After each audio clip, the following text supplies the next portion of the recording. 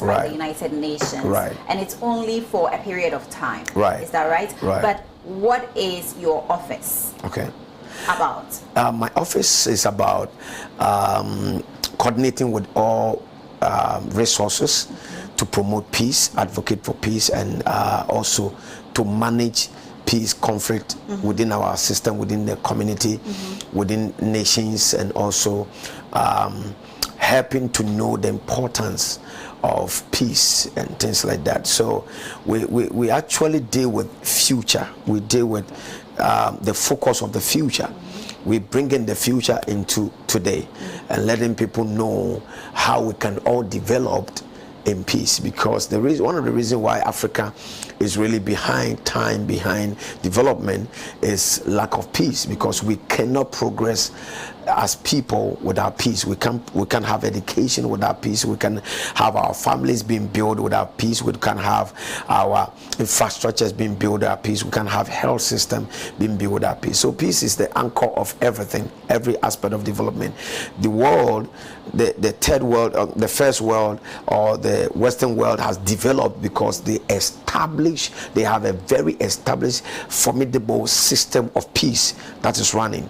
And in that, they have been able to achieve that through a systematic institutional structures, where institutions are so powerful to the extent that one individual coming in or one political party coming in does not have the say.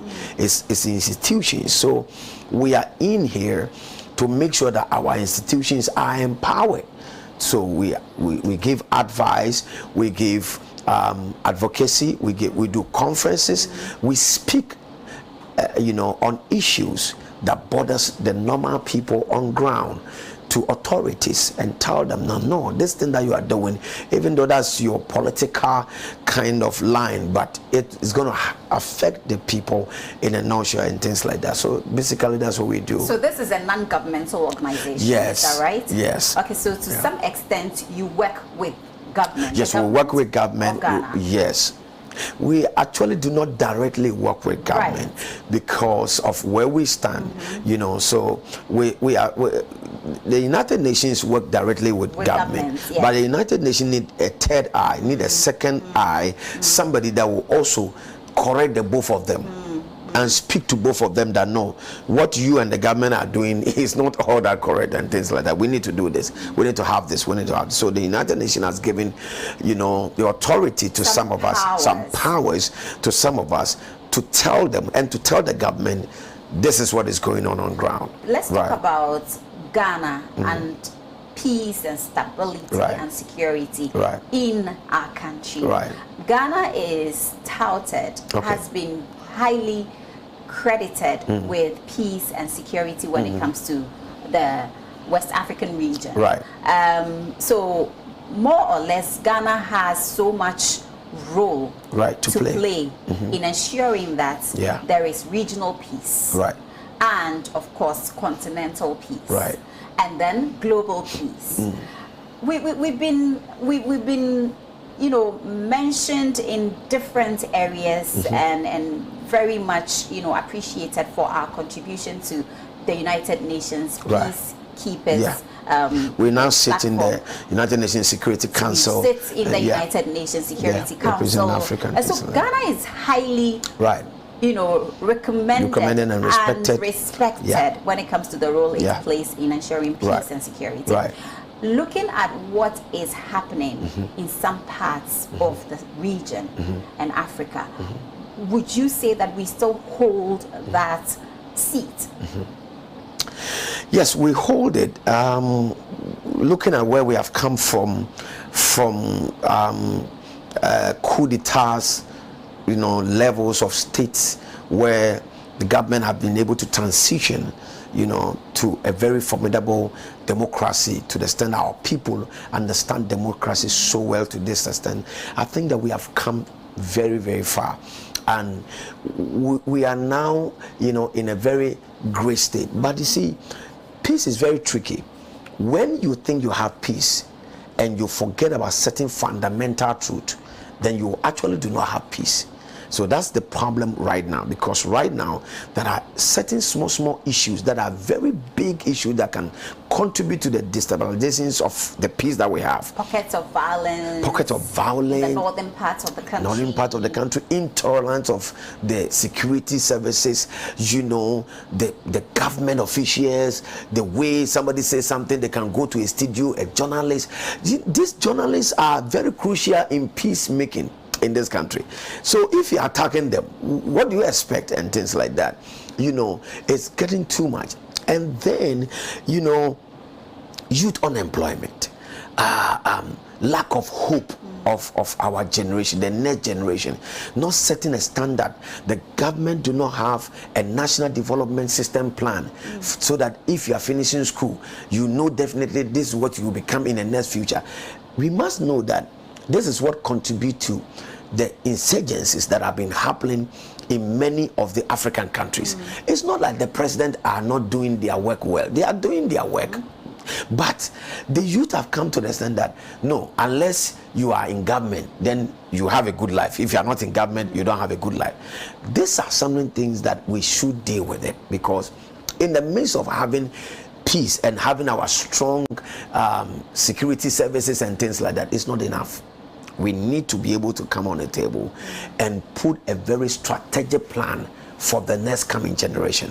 We need to come to the table and develop our tolerant system to the extent that you don't just jump to go and beat somebody simply because you don't share the same kind of views with the person and things like that, you know. And it's getting so much, you know, it's getting worse now.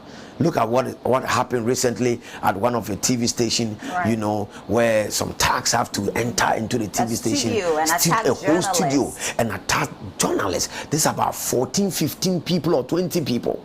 You see, can you imagine? These are things that is much concern to us. We are in this country about 4 or 5 years ago where some thugs from some political party entered into a court to attack a judge. All of these things are concern to us, because with the level that we have come into as a nation, with how we everywhere the world is praising us, I think that we really need to manage these small issues.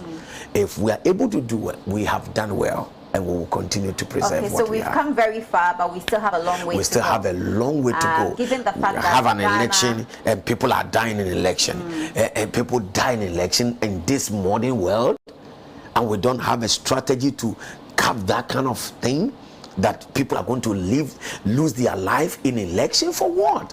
Why should somebody die? Every life count. Can you imagine you want to be a president, you want to be a minister, you want to be an MP or whatever, and somebody die? So what about if after we vote for you, all of us die? Who are you going to rule? And who are you going to take money from? We still have this problem right now. As long as somebody still dies in our election, we still have a way.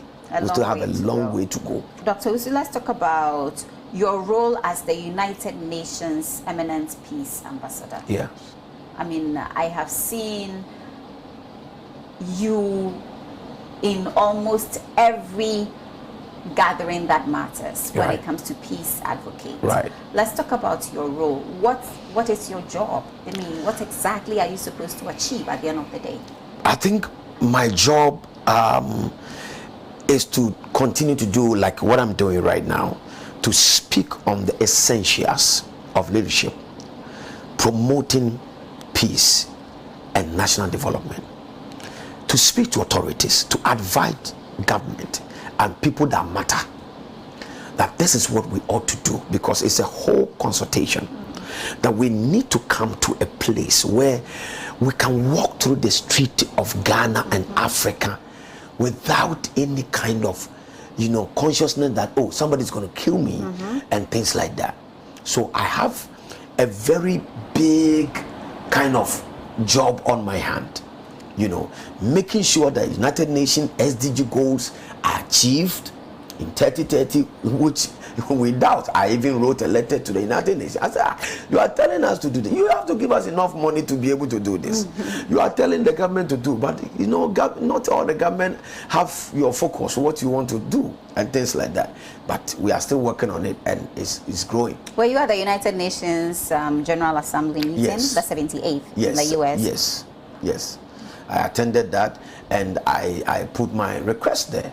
Say, Africa need a lot of, you know, investment when it comes to the SDG promotion. Right. Because if you say we should promote hunger-free and things like that, and you are not giving us money, and you are telling us to do, the political party come in and have their own manifesto. That's what they want to pursue. And you can't tell them anything, because, you know, you haven't given them investment and things like that. So you can't just tell us to do it when you have not given us enough. They are trying, they have done well, but there should be enough, and the money should not go to the government. There should be an agency or financial system. But you still have some allocation. That's what I'm saying. But coming most your of the way, money, it's not enough. It's not enough. So they need to. It's not enough. They need to give you more funds to do your job. Africa have been denied for a long time. Africa have been, you know, trodden down for a long time. Our resources have been packaged away. Our human resources have been packaged away. Our educational resources have been packaged away. Where do you expect us to get the money from? Where you are partner with the people to come and take the money from here? You understand what I'm saying? So we need to bring a lot of money down here to be able to do all these things, so that every child that is being born here, it won't look like it's a mistake to be born in Africa. I don't think so. It is never a mistake to be born on our continent, and of course in Ghana as well. Let's talk about the many initiatives that you have put out there to go about your work, right? To make sure that you are able to go about your work and get results. I want to believe that the awards, which is the Africa Peace Advocate Award, is one of such initiatives to continue to push for peace, the awareness for peace, the significance of peace, how crucial peace is when it comes to our existence as humans. Let's talk more about this awards ceremony. Okay. Yeah, so since my inception, I've put many initiatives and programs around to be able to help manage and also to spearhead the vision that I've been given to, the mandate I've been given to. And one of them is what you have said, African Peace Advocate Award. I realized that, you know, we can't just sit at home and expect people to have peace when we don't have many voices and many faces behind it to talk about it. There are many of you, many people out there who are also, with their little platform, have contributed, and their contribution, and if we recognize them and bring them into that kind of aspect, that no, this is the greatest of them all. In fact, when we have peace, we can have every other center, you know, growing and developing. If we don't have it, we lose everything. We lose everything. Money, those who have money cannot afford to have even food to eat. You know, lack of peace would deny us of basic amenities or as a human being. Not to interrupt you, we've seen the underdevelopments in these war-torn countries. And look at what is happening. So we need more people. We need more people to talk about it. Use their platform. Bring people that can talk about peace to talk about peace. And that's how we initiated the African Peace Advocate Award. And for the first time, it was well received. We had great people that have been inspiring many people and advocating peace in our society. We brought all of them together, over 30 people, and honored them, giving them assurance that we are backing them up and we are with them. With what they are doing, we have seen, and we encourage them to do more, because one of the greatest secret of managing peace is talking about peace. Because the more we talk about it, it's supposed to even be part of our curriculum in schools, that when a child is growing up, our constitution is supposed to be part of our schooling system, and peace messages and tolerant messages are supposed to be part of our curriculum from school, so that when you are getting out of school, you know that it's illegal to fight, to beat somebody, to beat your wife, you know. So peace starts from home. You. You know, from home. Yeah, from home. From home. Then our communities. Then our communities. Right. You understand? So we need all involvement. We need everybody to participate in this, so that we'll be able to have a great achievement. it's rather unfortunate I could not be at this prestigious ceremony.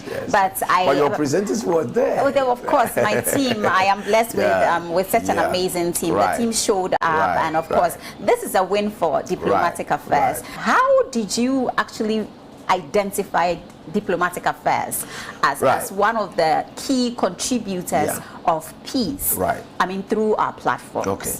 Well, we have a structured team of advocates who have been monitoring people for some time now, for the past 2 years when we started to look into a way we can do this. So for the past 2 years, they have been monitoring, many personalities and organizations and things like that. And all the time, your name comes up because, like I said from the beginning, your program stands out, because this is the first time we are seeing somebody hosting diplomats, bringing such top-ranked diplomats and things like that. Because diplomats, when they come into the country, they are just themselves minding their business. It's very hardly you will see. Diplomacy has evolved, and they are willing, on the back of public diplomacy, to also engage the public. I had a chance to speak with the former French ambassador, and you can see that she patterned a new dimension of diplomacy, because if you look at the way but it's because of the political serene that we also have in the country. Absolutely. Yeah, because if the country is going on that kind of turbulences and things like that, the stability of peace that we have has also contributed to that. So we have a team of well-meaning Ghanaians of about 12 people, and judging and following new people and doing investigations and things like that. Me, I just sit down, I just bring the idea, and then they execute the idea. They execute the idea. Okay, so they found you worthy. That what you are doing is amazing beyond normal journalism and things like that. We really need this, because there are people, they have a lot of things that they are doing to even our nation that our nation is not aware. You see, people do not even know the kind of contribution that our embassies, foreign embassies in the country are contributing. I had a chance with the Australian ambassador, before the other one left, the lady. And she told me the kind of magnitude work they are doing in Obuasi, in Takwa, in all the regions, in all the regions and things like that. And many people don't know. Do not know. And they have programs and they have systems that our youth can even subscribe to, but people don't know. So when you bring them, let them tell us some of the programs that they also have for our youth. Absolutely. So when people can also access under the partnership between them and our government. Okay, so I'm told we have the award here. Okay. So I think we would like to have it with us. Okay. So please, Ades, let's Doc have the award. So you can please give it to him. Okay. And then thank you. Okay. Doc, it's okay. You can sit down and do the presentation. Don't worry about that. Oh, so this is gorgeous. All right. Thank you so much. Right. Thank you. So this is Africa Peace Advocate Awards, International Association of World Peace Advocates, Honorary Award 2023, presented to Miss Harriet Nartey. Right. We really appreciate that. This is very humbling. This tells us that we have more work to do, because we know you'll be monitoring. Right. We'll be monitoring very well. Thank you so much for this. What does the future look like as we wrap up on the show? Yeah, we are looking at next year, for instance. Next year is a very crucial year, considering our election coming in next year. Looking at the insurgencies within the country, and close to the country, I think that it should be a responsibility of our the electoral management committee or the president or the country to really involve in peace advocacy management so well. Because if you look at what is going on within our sub-region and also in the country, look at what happened at Garu right now, Mali, and even the north. Just this week at Garu, where military men have to enter into local houses and beating people. People are getting angry. The same thing happening at Sharman, the youth and things like that. I think next year is a very crucial election, looking at the two personalities or the two political parties that are looking for power for next year. So we are believing God for a very strong advocacy next year, and also conferences upon conferences and things like that, and platforms to speak. You already have our platform. Thank you. Right. I'm grateful for that. Platform. So there's so much you'll be doing next year. We can collaborate and do this for our country. There's so much we have to do next year. We have work to do. Right. Doc, thank you so much. It's such a pleasure having you on Diplomatic Affairs.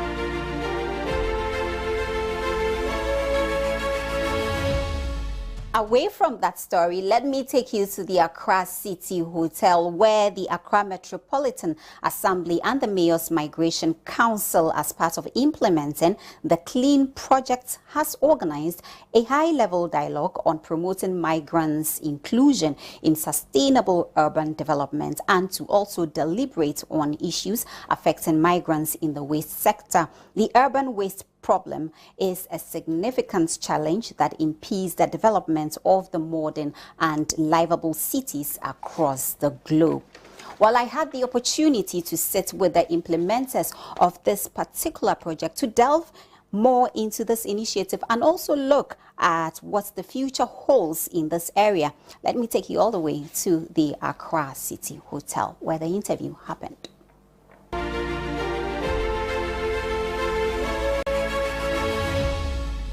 Empowering this marginalized workforce can have a direct and positive impact on our local economy.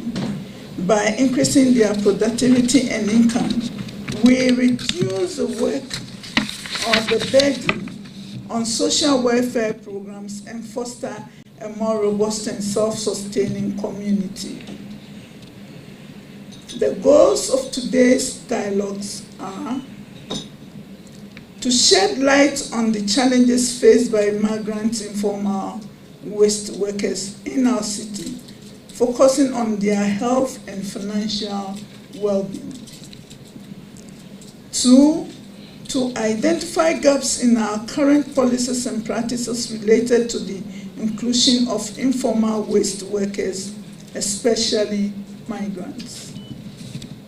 3, to emphasize the importance of partnership between our city and relevant stakeholders, enhancing the quality of life for these workers.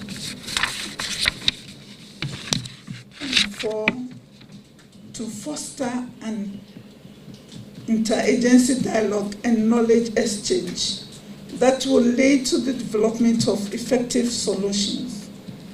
Let us use this opportunity to create more than just dialogue, but a tangible policy document or action plan for the inclusiveness of our migrant informal waste workers.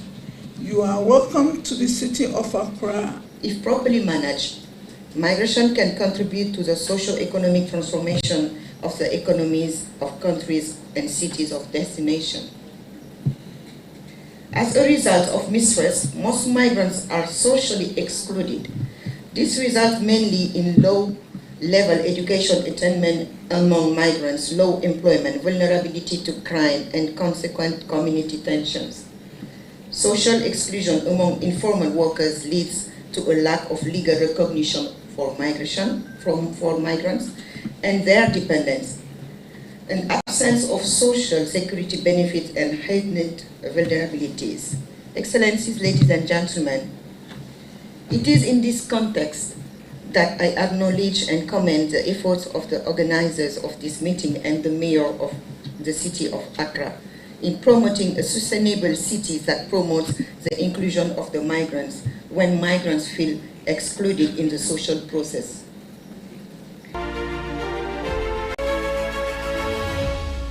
We are currently at the Accra City Hotel, where we will be talking about one of the biggest initiatives undertaken by the Accra Metropolitan Assembly. So let me tell you about this project. The Accra Metropolitan Assembly, AMA, and the Mayor's Migration Council have embarked on anti-discrimination workshop for informal waste sector workers. But I have the experts here. They will use the right language to actually help us understand what this is all about, because it's a lot for me to actually take in. So I want us to be able to break it down so we can get to know what is happening. My guest, I'll start from my far left. Let me begin. I hope you don't mind, Evans. Let me begin with Evans Asamoah Ejay, who is climate change advisor and project lead for the Clean Project. Evans, thank you so much for joining us. Next to Evans, I have with me Helen Elizabeth Yu. She's a city practice manager. Helen, good to have you on Diplomatic Affairs. And of course, Sama Saliba, and Sama is the director of city practice. Is that right? Yeah. Wonderful. Thank you so much for joining me. I'll begin by telling you a few things that I noted while sitting in there and you were having your presentation. Helen was having her presentation alongside her colleagues, and they were deliberating on this initiative, the way forward, the challenges, and how best we can collaborate. But before we begin, I would want to learn more about this project. Let me begin with you. Let's talk about the Mayor's Migration Council. What is this all about? So Harriet, thanks for having me. So your show focuses on diplomacy internationally. Right. The best diplomacy happens at the city level, at the local level. So while you often think about diplomacy at the international level, we at the Mayor's Migration Council are a coalition of mayors around the world, led by a leadership board of mayors representing different cities from Milan to Freetown to Kampala, who decided to get together and say that city governments are not adequately represented on issues that pertain to migration and displacement within international diplomatic fora, even though the majority of migrants and refugees are living in cities, not in camps, not in rural areas, but in cities such as Accra. So the Mayor's Migration Council is primarily actually a diplomatic organization that elevates the voices of mayors into international decision making. But Helen and I work on the city practice team of the Mayor's Migration Council, where we believe that the best diplomacy is backed by action and evidence at the city level. And our jobs are to resource city governments with both financial and technical resources so that they can implement projects that benefit migrants and refugees, such as Accra's Clean Project, which is one of our grantees of the Mayor's Migration Council's Global Cities Fund for Migrants and Refugees. And Accra's project is funded by the Robert Bosch Foundation and is doing excellent work that I'm sure we're going to get into on this show. Yes, definitely we are going to get into this. Evans, from where you sit, I would want us to learn more about your job as a climate change advisor. And then let's talk briefly about the project lead for the Clean Project, just so we can put it into perspective. That's fine. I think that Accra is part of the globe. And for that matter, whatever affects the globe affects Accra as part of it. And so Accra, as part of taking initiatives to help address climate issues, the city decided to establish a climate desk, for which I was opportune to have to play that role as the resilience and the advisor to the city on climate issues. On the Clean Project, it is a support that we have gotten, the city of Accra has gotten from the Mayor's Migration Council, to help us document the evidence of migrants working within our informal waste sector. This is because there has been previous engagement from the city of Accra and these informal waste workers, for which we believe that we needed to take it to another level. And for that matter, we needed to show evidence that, in fact, there are migrants operating within this space. And for that matter, Mayor's Migration Council came in with their support from the Global Cities Fund project, and Accra was awarded $200,000 to first of all document the presence of these migrants within the informal waste sector, and also help in their integration and ensuring that they are socially, financially, economically integrated into the city's ways of doing things, and also help in providing a safe haven for some of the female kids that they carry them along. Yes. So basically, this is just the Clean Project, and it has been implemented for the last 12 months. We are getting to the end of our implementation stage, and this program, specifically today's engagement, is to help us bring all stakeholders involved to make us understand how Accra can step forward after the expiration of the MMC a grant award, which is happening at the end of this year. This year? Yes. And we believe that we've had very successful engagement from in there. We've had partners telling us exactly how they feel that we should chart our course in our issues with migration. And for that matter, we believe that Accra is poised to go to another level based on what has happened today. Right, that's super. I will come to Helen. Let's talk about data before we even start our conversation. I would want to know, do we have data to help us really understand the gravity of the situation and how best we can handle this? Yeah, so data was a key part of the Accra Metropolitan Assembly's Global Cities Fund project, their CLEAN project. And it was really a first step as to understanding how many informal waste pickers are in Accra, where are they coming from, what are their challenges. But globally, let me just start out by saying that the World Bank predicts that by 2050, 86 million people will be displaced on the African continent alone, actually sub-Saharan Africa alone. That's a huge due to climate. So that's kind of, that was like one of the baseline starting points for the project. And then the CLEAN project specifically delved into some of the data in Accra itself.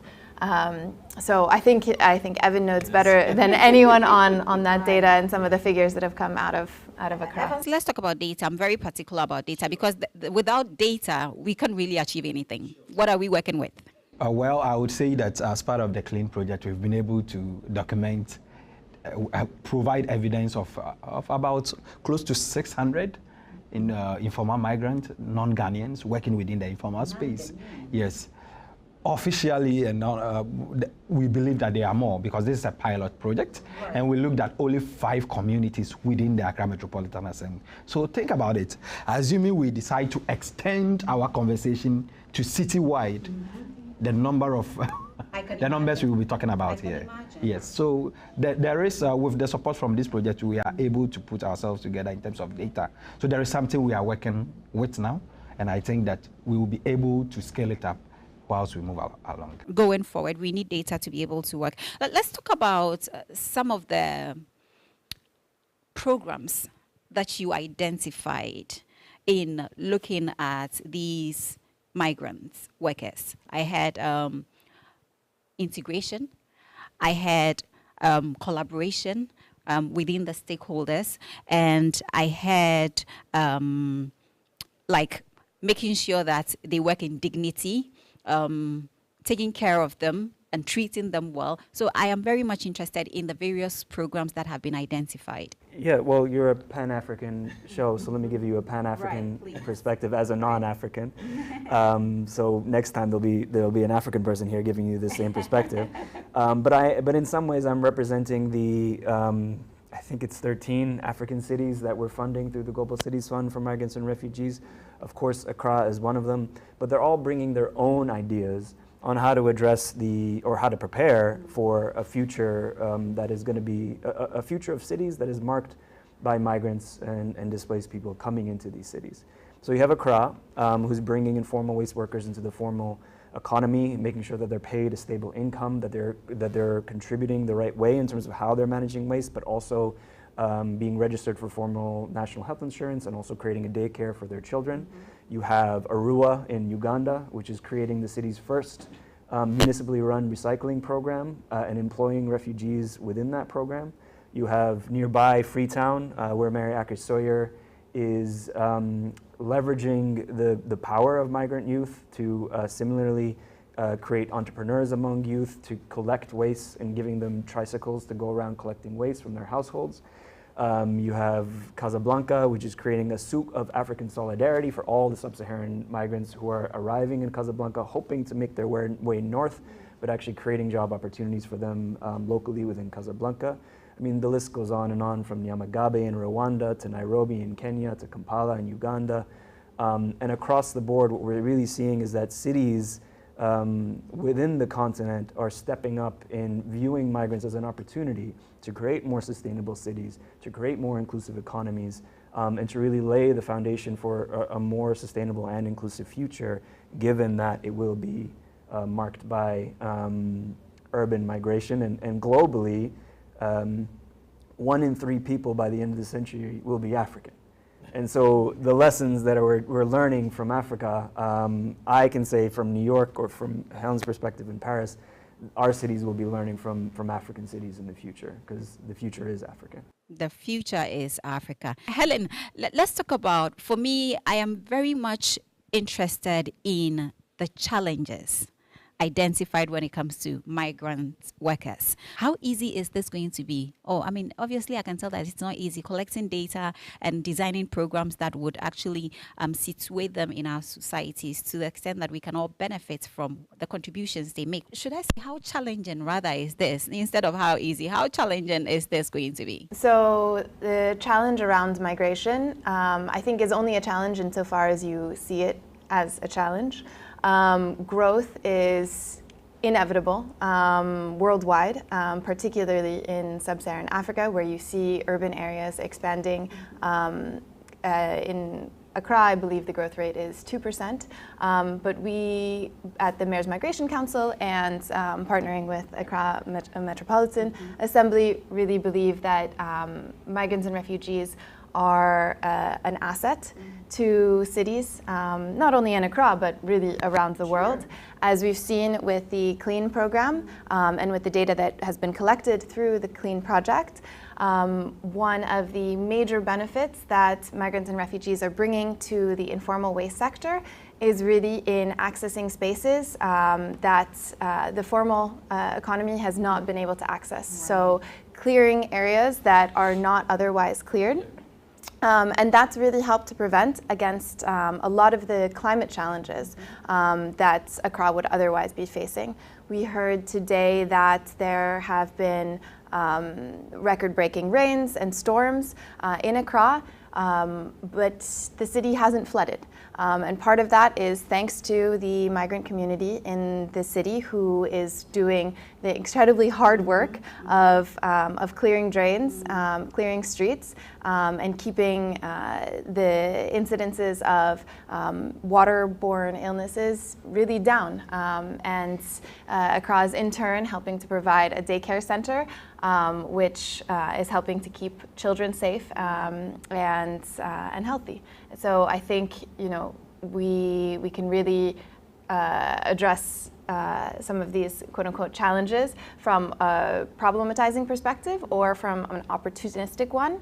And what Accra is doing is really approaching it from an opportunistic one that benefits all at the end of the day. We all can attest to the role they play in our society, because like you mentioned, the rains, you know, the city hasn't flooded, you know, like it used to previously. Indeed, it appears they are doing something right, and so we need them to be able to advance to the next stage. Let's talk about the program. You said the program is in phases. So we say that this is the pilot phase. That is okay. At least we are starting from somewhere. Yes, so 0 is okay. So this is the pilot phase, where we've been able to collect our data, and we've implemented some pilot ad hoc solutions, including the daycare centers.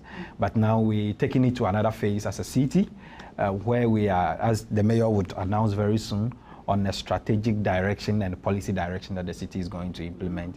That is clearly targeting these migrants and IDPs within our communities and within our other areas within our community. So we are moving a step further in the next phase, where we are going to see the possibility of getting partnerships to scale up some of these interventions to the other communities that are also vulnerable, and they also have this presence of migrants also operating in there.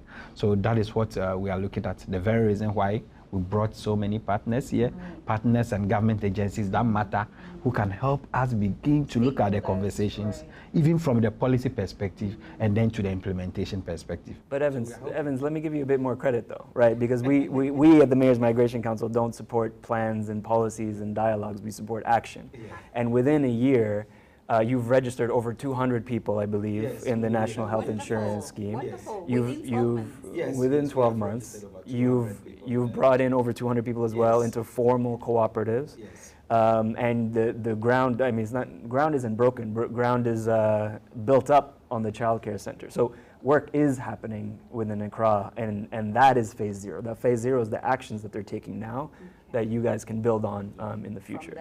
Absolutely. You need something to begin, well, to work with, right? So I think we are on course. I think I've had the opportunity to interact with the mayor's office, the mayor herself, and we must commend her for the good job she's doing. The Accra Metropolitan Assembly, I think, is doing amazing when it comes to taking the city to the next level, or our aspirations to the next level. So yes, we have something to work with. But you talked about the award. I'm very much curious about that as we wrap up. Yes, so that is the Clean Project Award, which was given to us through the MMC, and so funded by Robert Bosch and Rockefeller. So we are hoping that there will be other opportunities for us to focus. But currently the award is about ending in December 31st, and we are hoping that with the evidence that we have provided on the grounds, we'll be able to scale it up with other awards in the future.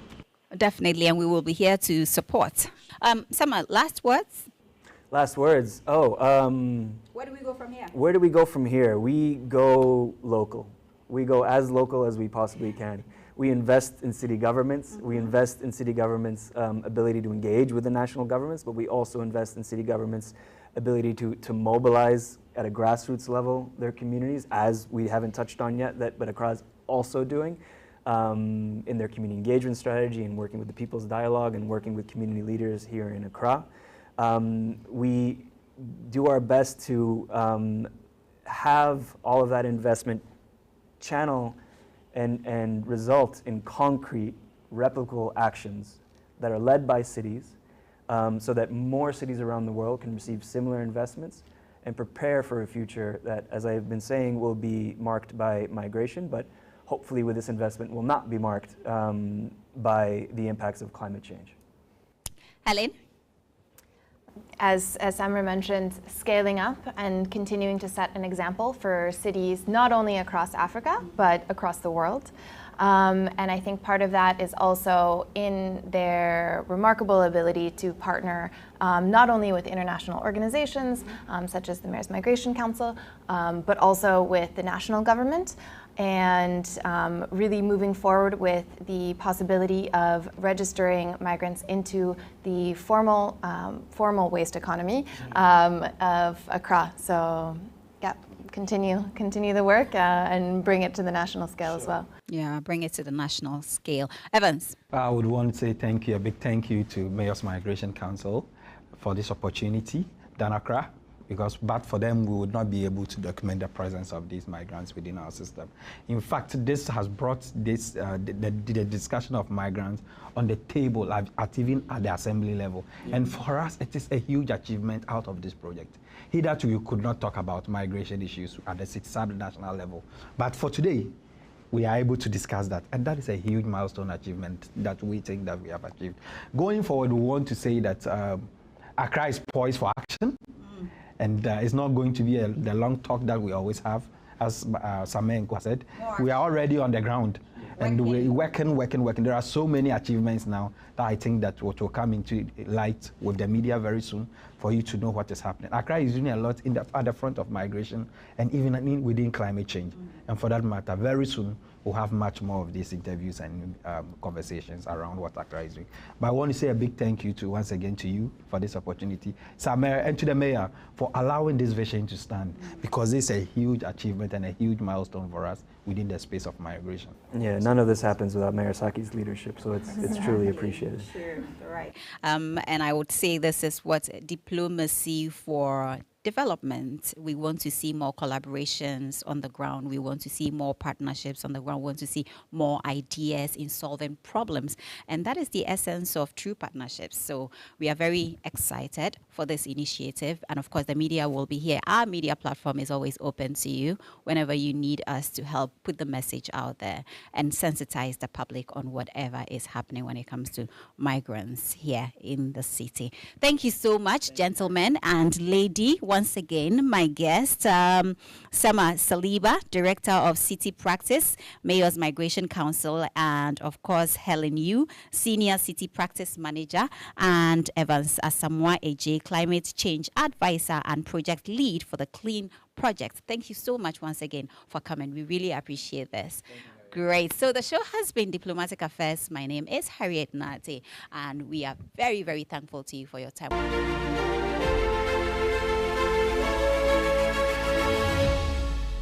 Well, the call for reparation has been on the table for some time now by African leaders. It appears to have come into fruition when leaders of the continent met at the Kempinski Gold Coast City Hotel. President Nana Addo Dankwa Akufo-Addo has underscored the need for Africans to demand restitution and reparation from the transatlantic slave trade, which dehumanized and negatively impacted the continent.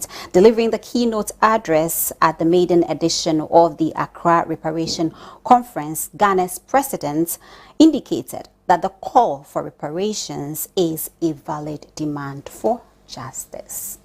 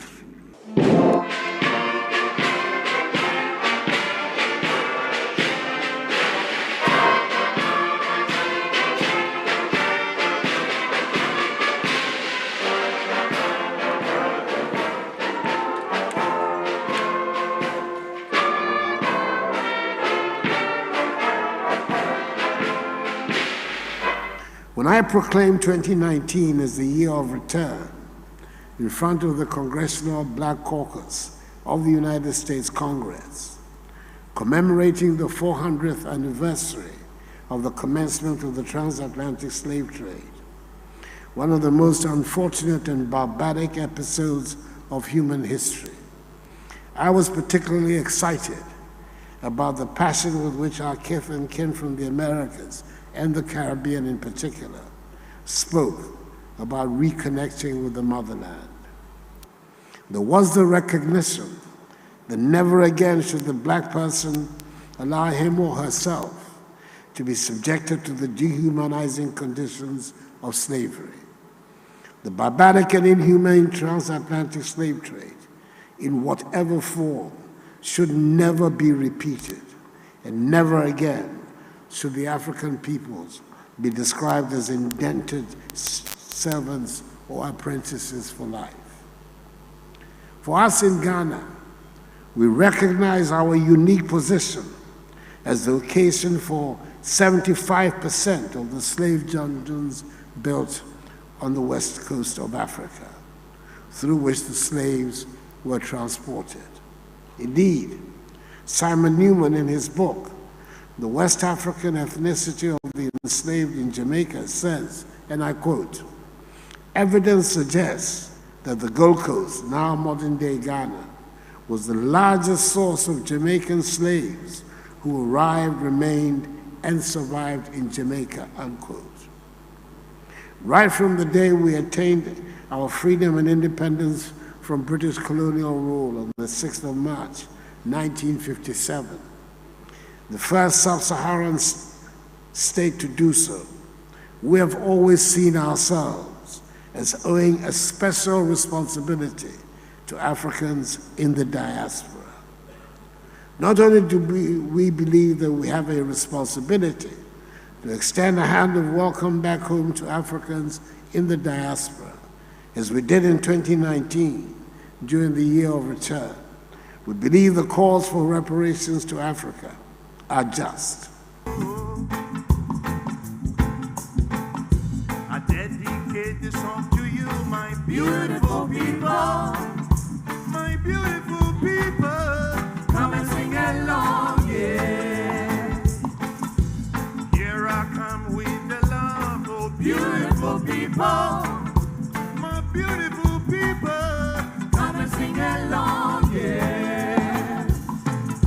For there are many things we cannot hide. I stand before you today as we gather here in Accra, Ghana, to make history on the occasion to build a united front in advancing the cause of justice and the payment of reparations to Africans.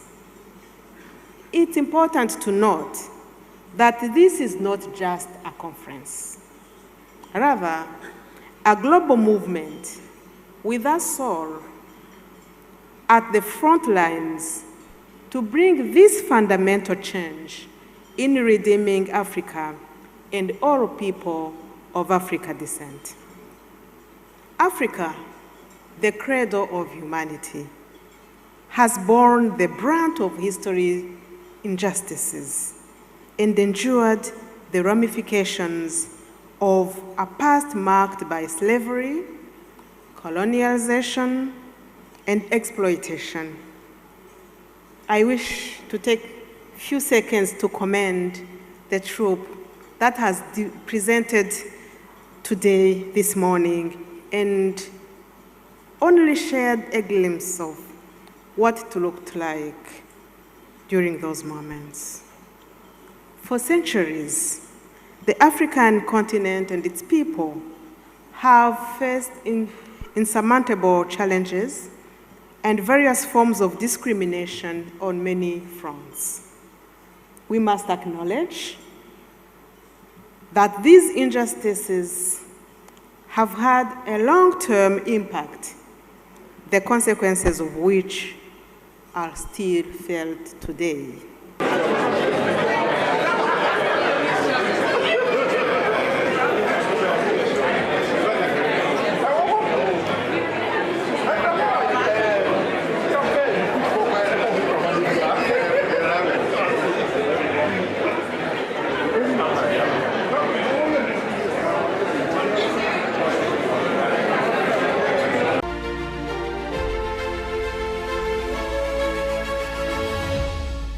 All too soon, this is where we draw the curtain for today's episode of Diplomatic Affairs. My name is Harriet Nartey. It's been such a pleasure having you as our guest, and we look forward to seeing you same time next week. Enjoy the rest of our programs.